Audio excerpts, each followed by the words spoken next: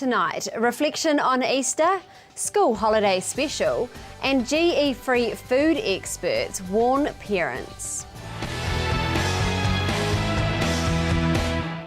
Kia ora and good evening. Welcome to Central News on TV Central for Easter Monday, the 6th of April. I'm Amanda Harper. Tonight's broadcast is a little different, but I think that you'll like it. The public weekend is almost finished, and it's usually a time to travel away from home, catch up with family or friends, and generally relax. But it is also a time for reflection. We take the time to look at the amazing Easter display at the Bethlehem Baptist Church that they put on and look back on the true meaning of Easter.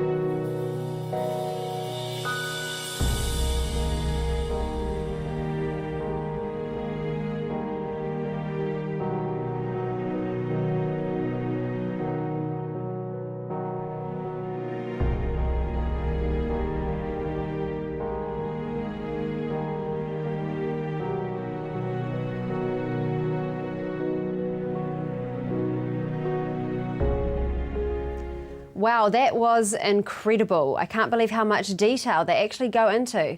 There must be a lot of people working on that. Make sure that you don't miss out on that next year. Up next, I went down to the local park to chat with two local Matamata mums, Jane Beckett and Robin Johnson, about what they and the kids are getting up to these holidays. Today is the first day of the school holidays. I'm down at the park across the road from our work with a couple of Matamata mums, Jane and Robin. Jane, what are you planning on getting up to these holidays with your kids? I usually have family coming up from Christchurch, so we'll be going around the Waikato. I hear there's a animal farm in Pairoa, which we want to go check out. So we'll just see whatever's going on and be there. Nice, that sounds interesting. Now, Robin, I know that you have quite a lot of kids come and stay with you over the holidays. About how many? Including mine, my brothers and my sisters, about 10. 10 will do. That's enough. How do you manage to kind of juggle 10 kids? It's not too bad. Get the big ones to entertain the little ones. Got movies, PlayStation, this park, which is great, and then kick them all outside, pretty much. Do you have anything special planned for them these holidays? No. We're just going to go with the flow this year. We usually head up to the Speedway back in my hometown of Kaikoui, but not this year.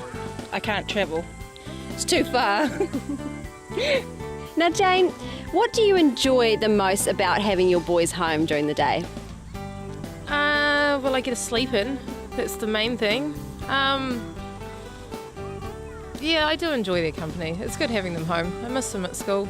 But then after 2 weeks, I'll be really happy to get them back there. Thank you very much, ladies.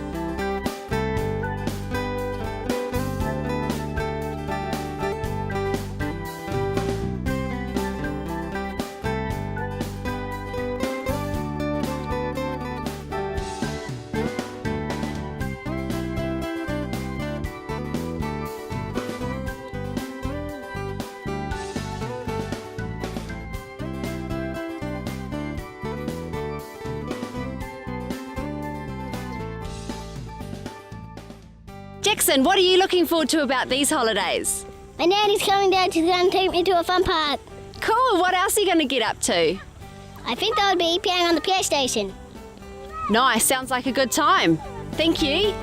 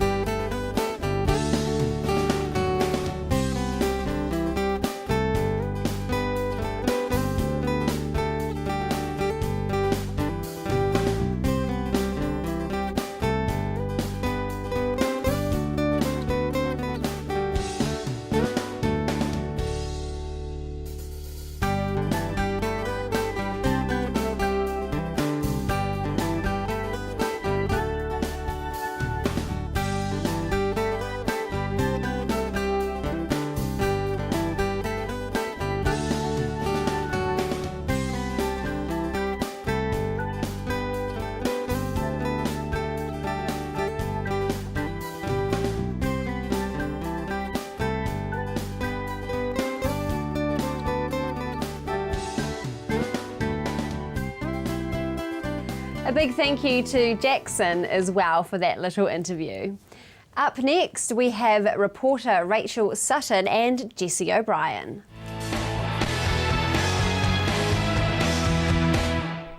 Welcome back to Central News on TV Central. Rachel gets Jessie O'Brien's take on reality TV in New Zealand. Well, on New Zealand Idol I sang okay, and on The Amazing Race when I tried to sing it sucked. Had to do a song in Portugal and it was not my best work. There was too much pressure. It was terrible. I guess the main difference, in all seriousness, is that on New Zealand Idol you're being judged. On The Amazing Race, you are your own judge. You might be being judged by the viewers, but you don't feel that because you're just trying to get through the stuff. And you're doing it because you love it. That you don't. It's not dependent on someone voting you through. It's dependent on you doing something better and faster than others. So Jessie, what does your role involve as student support and whānau worker? What does it involve? It feels like sometimes all it involves is being a glorified milkman with the Fonterra milk for schools. But no, it's support. I support students. I support whānau. I support teachers. I support whoever needs support, and that means sometimes I work with naughty kids or with behavioural stuff, and other times I work with some anxious kids or just those that are a bit quiet and need some confidence. It's so wide and so varied, and I absolutely love it. Hamilton West is a great school, and we have great students, and it's cool. It's very cool, very fulfilling. Was it strange coming back to reality after being on a reality TV show? It was really strange. It was very hard to come back to life at all, sort of not running from airport to airport and whatever, and then coming back to school. At the time, none of the students knew what we were doing. I'd just disappeared, so there's lots of questions about where have you gone, what's going on. And then later when it came on TV, kids are pretty good at keeping you pretty down to earth. They couldn't work out how I was on TV and at school. Just the other day, however many months after we are now, I had a little girl say to me, "Mr. Jessie, why did you fail The Amazing Race?" I'm like, oh, you got me. So it was very hard to adjust, but we live a full and fulfilled life. We love our life. And what is the most rewarding part of your job? The most rewarding part of the job has to be when I see a young person smile and be genuinely happy, or where we've had a young person that hasn't been able to make good decisions. They make a good decision and they just swell with pride, and I go, that's it right there. It's so rewarding. Now I know you've got some exciting projects in the pipelines. Can you tell us what's coming up for you next? Always got exciting stuff on the horizon and in the pipelines. I guess at the moment my family and I we've entered another travel competition where we can win 25,000 Australian dollars worth of travel. So we've just made the final 10, and that's gone before a panel of judges. So waiting to hear. We'd love to travel with the kids, so that's very exciting, but out of our control. We've got a few music things on the boil, lots of writing and some original music that me and my good friend Blair Dowling are trying to work on. We're working on just how to approach that and what to do with that, but we're pretty excited about what that might bring too. So keep your ears and eyes open. Thank you, Rachel. I would just like to take this moment to say that Rachel has only been on board with Central News for a couple of weeks now, and she has settled in so well. I really like her vibe and the energy she brings to the show, and I'm sure that our viewers at home do too. Thank you again for being a great asset to the team. In our next story, genetically modified food has been around for a few years now, and 2 doctors and a mum have come to New Zealand from the States and the UK to educate and inform Kiwis about the potential risks GE food and pesticides have on our children. I asked the same question. It's a profound change in our children's health, and I've been a pediatrician for over 33 years, and I've seen this rapid decline in children's health corroborated by statistics, not just my own personal practice, but what's happening in America. And it's essentially 1 out of 2 children now in America has a chronic disease, which has changed in my own practice time. Yeah. Now, when we say chronic disease, what are we talking about? Absolutely. We're seeing increases now. Number 1, digestive disorders, abdominal pain, constipation, diarrhea, children whose food is coming up immune dysfunction, chronic respiratory issues such as asthma, and kids with lots of ear infections, kids who have learning challenges such as autistic spectrum disorder and ADHD with problems of focus and attentivity in schools, kids with endocrine disorders, etc. And the list is long, and children may have more than one issue. They can have multiple health challenges. And why do you think this is so? What's happening? Well, what has correlated beautifully with this is the initiation of GE Foods approximately 20 years ago in America, and the ever-increasing amount of pesticides, particularly glyphosate, which is the key ingredient in Roundup, being applied to children's food. As these levels have increased, we have seen the health changes, which is manifested through changes in children's microbiology in their gut, bacterial levels, and bacterial balance, as well as something called leaky gut, where children have intestinal permeability and foods are crossing, causing allergic reactions. Food allergies now in the States are profound. Millions of children are diagnosed with huge cost implications as well. Michael, I can see you nodding away there. Now, you're a scientist and a doctor. Is there science backing up what Michelle is saying? Definitely. What we are seeing is an increasing number of well-conducted, controlled laboratory animal feeding studies, which are clearly pointing to there being something profoundly wrong with GM foods, genetically engineered foods. And that includes both the class of crops that have been engineered to express an insecticidal protein known as Bt toxin, as well as in the majority of cases where they've been engineered to tolerate being sprayed with Roundup or glyphosate-based herbicides in general, where there's clear indication from these studies that show that they primarily impact on liver and kidney function, damage to liver and kidney function, to digestive tract lesions of different types, and also immune system disturbances. I think that there is very clear evidence of this taking place, and what's particularly worrying is that these types of illnesses are arising from low dose exposures, what you and I may be exposed to in our diets and other environmental exposures. And Michelle, you're holding a series of talks here in New Zealand about this. How do we relate the health crisis in the States and England to New Zealand?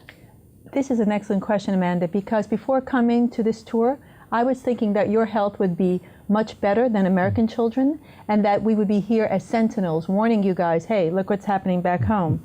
But what I've learned and found is actually contrary to that you as well, by audience show of hands at our talk, saying, yes, our kids have profound issues with food allergies and gluten, and issues with school and learning, and asthma seem quite profound here in New Zealand, as well as something even more problematic are childhood cancers. And speaking to some of your people here, I've learned that there is a big problem with childhood cancer here in New Zealand. So this is profound concerning changes in our children's health.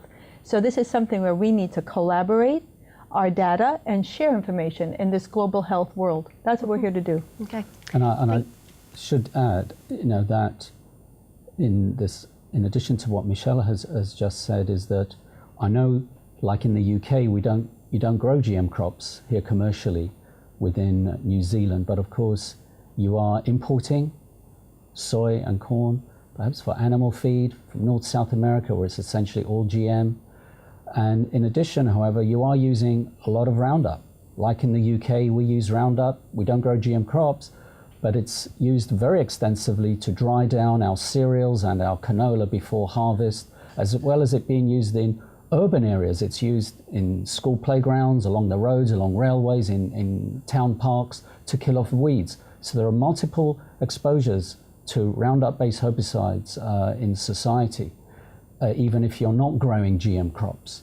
And what we're now increasingly knowing is that very low doses of glyphosate-based herbicide can be endocrine disruptive. And when you disrupt your hormonal system, this is what endocrine disruption means. It means you're messing up your hormonal system. Your hormones control your body functions. If you mess up with your hormones, there are multiple sources of illness that can arise from that, from organ damage to cancer, to hormone cancers, diabetes, autoimmunity, obesity. The list is growing all the time. Yeah. So this is something that the regulators must come to terms with, because what's most worrying is that not only regulators in Europe, but all regulators in the world are not acknowledging that these seriously ultra-low doses of pesticides, such as glyphosate, can be endocrine disruptive and can be at the basis a major contributing factor to this massive escalation in serious illness in the developed world. Yeah, thank you. We'll be back with more after the break.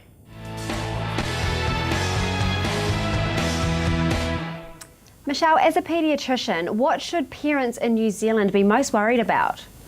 I appreciate how busy parents are here, and there's a lot to worry about. Homework, health, etc. Parents are both working, I hear, as well as in the States, correct?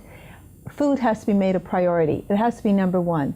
I would advise your parents, as I do my own, eat organic and do it the best you can. And there may not be a perfection, and it may take time to get to that, but also to join community, have parents cooking together. What a concept. It's really difficult to steer away from processed foods.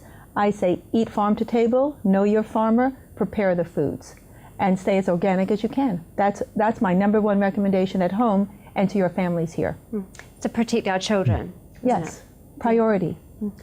And Michael, sorry, why are children more susceptible to pesticides in our food? Really, the impact of food and pesticides and other pollutants in life begins to impact us from really the time of conception. And that's because it's a time of very rapid growth and development, and all of these are very finely regulated processes through growth factors and hormones and the like. And so any interference with these regulators, these natural regulatory processes, is going to impact the developing fetus and the young much more acutely and profoundly than someone who's an adult. Again, the worrying thing for me, unfortunately, is that our regulators do not actually test for safety of chemicals adequately for their impact on the developing young. Most of the toxicity testing, virtually all of it, is on adult animals. And so you end up with supposedly safe doses of exposure, which has been set for the adult stage of life, which could be way too high for the very young. This is and very I believe true. that Is that children are not mini adults. they're not mini adults. This is absolutely right. They need to be treated as a body in their own right. And for me, the incredible worrying statistics on the young in America, which are no doubt reflected in other parts of the developed world as well, for me, they're like the canaries in the mine. You know, when the canary stops singing, you know there's something wrong in the wine. They're like the sentinels, because they're the sensitive ones. They're the sentinels. So if something's going wrong, so when our young are beginning to fall ill in such a profound way, then you know there's something really seriously fundamentally wrong with what we're doing right now. And so we better sit up and take note. Otherwise, the future is very, very bleak for us. That's very informative. It makes you think twice about reaching for the easy option on the supermarket shelf. To complete our Easter Monday special, our editors have cut together some exciting options that the Waikato region has on offer to entertain the kids these school holidays.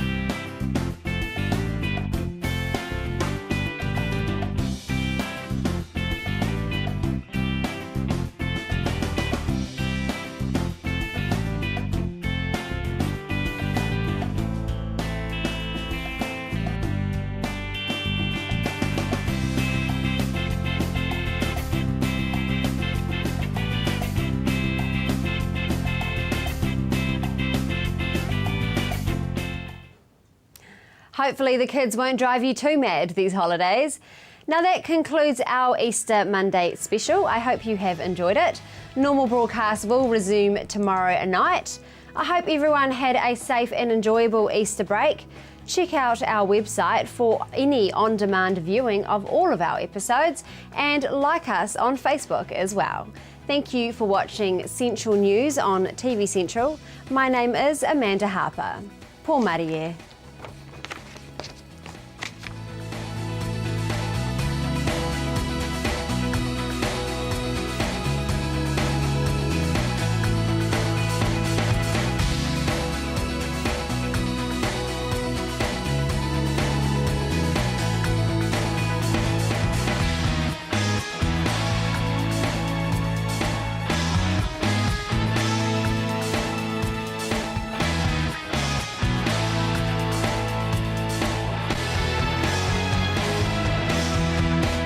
This has been an Alpha Media production, a division of Television Media Group. Supporting local content so you can see more of New Zealand on air.